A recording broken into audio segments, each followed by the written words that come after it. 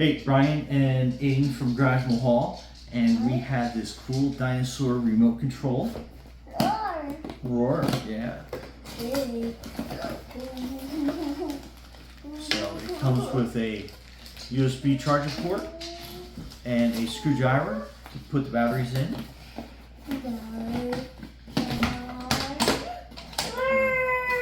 Roar. Okay. And then here is your dinosaur. It's USB rechargeable, so that's the C port here at the bottom. So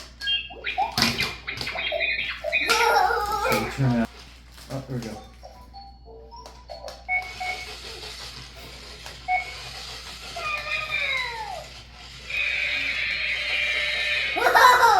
Whoa! Whoa! Pretty awesome. Whoop. Whoa! Whoa. Okay.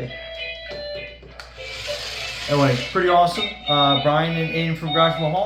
Thanks for watching. Sure. And be safe out there. Push your buttons. Whoop. Whoa!